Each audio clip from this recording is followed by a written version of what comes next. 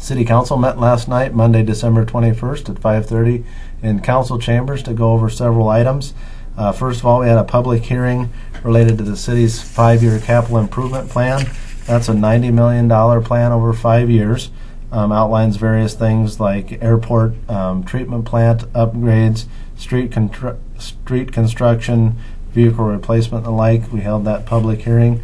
Didn't hear from anybody for the public, but it's always positive to have the city have a plan outlined just from a year-to-year basis and looking at the big picture over a 5-year term. So council looked at that and held the public hearing in that regard. We also talked about the budget and adoption of the final budget.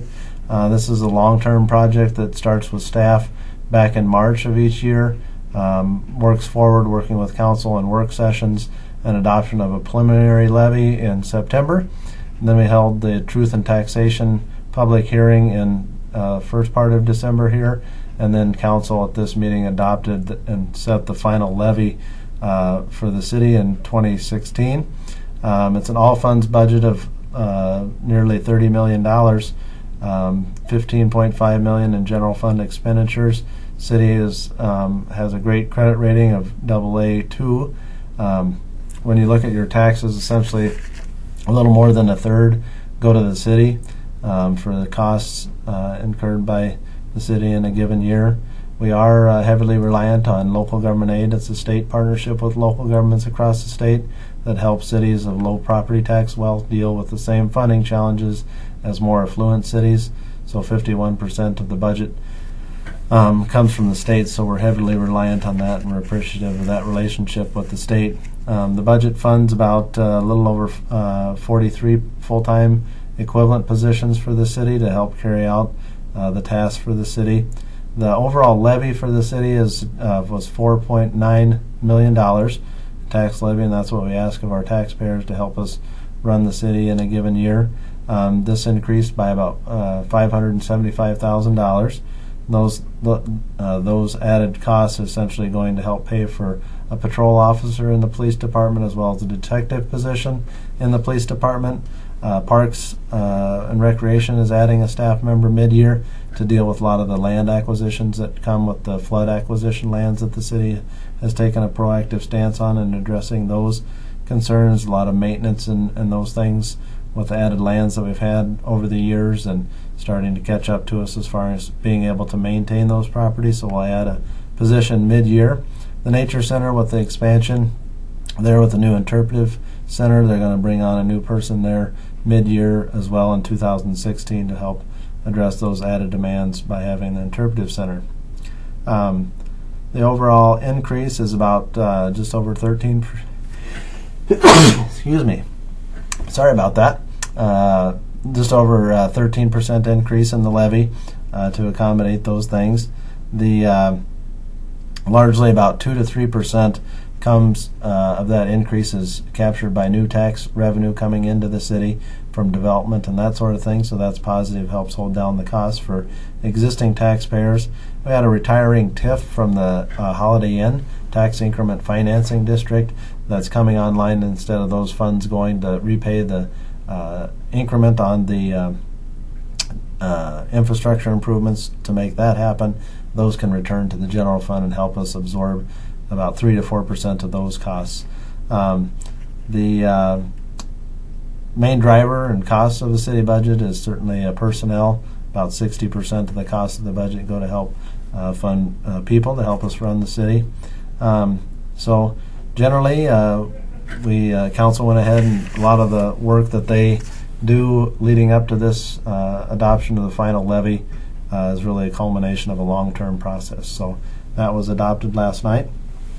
We had to cancel some taxes that we have from special assessments, so we don't need to issue those taxes, so we canceled an ad valorem tax levy that was authorized. We also renew liquor licenses. Those were renewed by the city council last night.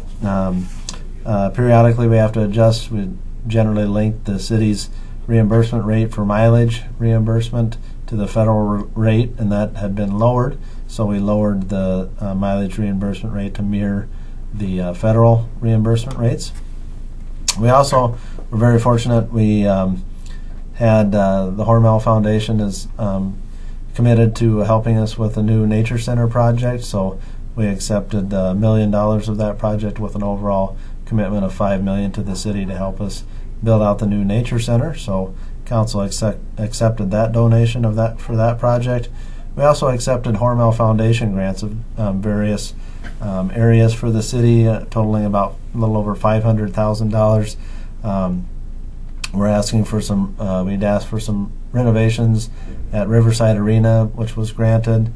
Some quality of life proposals, slide replacement at the municipal pool, which was funded over a 3-year period. So that was approved for $100,000 this year, and we'll see ongoing commitment from that in the future. Nature Center education programs, fire prevention and education, smoke detector program for the city. Library came forward with a program called Borrow the Internet to help accessibility for those that need to access the internet through the library. So that'll be helpful for folks. They can take that home and access that at their home. A book on the Hormel Nature Center was approved as well, and Business Encouragement Enhancement Partnership as well was approved. So very fortunate to have the foundation in town and help with those programs that otherwise we wouldn't be able to support through the general taxes. So we were very appreciative to council for accepting those and the generosity of the Hormel Foundation to provide those. We also accepted a few gifts from individuals to the city, which we do periodically.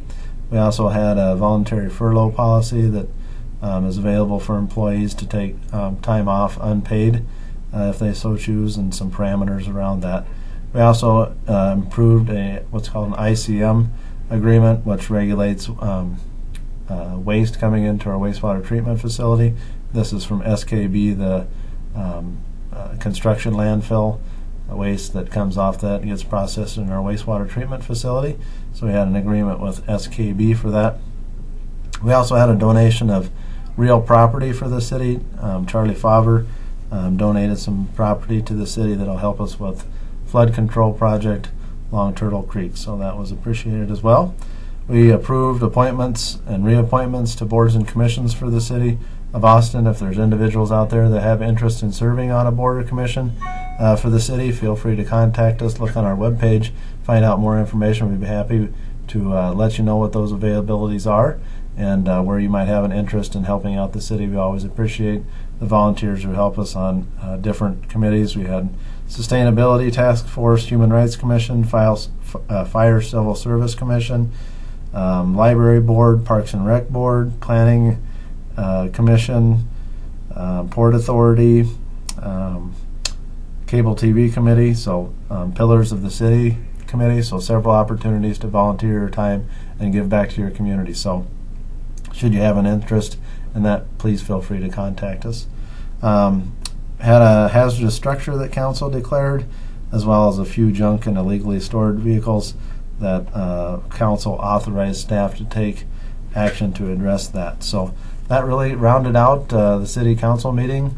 Again, kind of almost on the budget stuff, kind of procedural, because it's a long-term process to come to that conclusion, but nonetheless a critical one, and critical one that council oversees and gives direction to us as staff to carry out over the coming years. So if you have any questions, feel free to contact me. My number is 437-9941. Otherwise, visit us on ci.austin.mn.us on our webpage. And otherwise, we look forward to seeing you next time on this video blog. Thanks so much.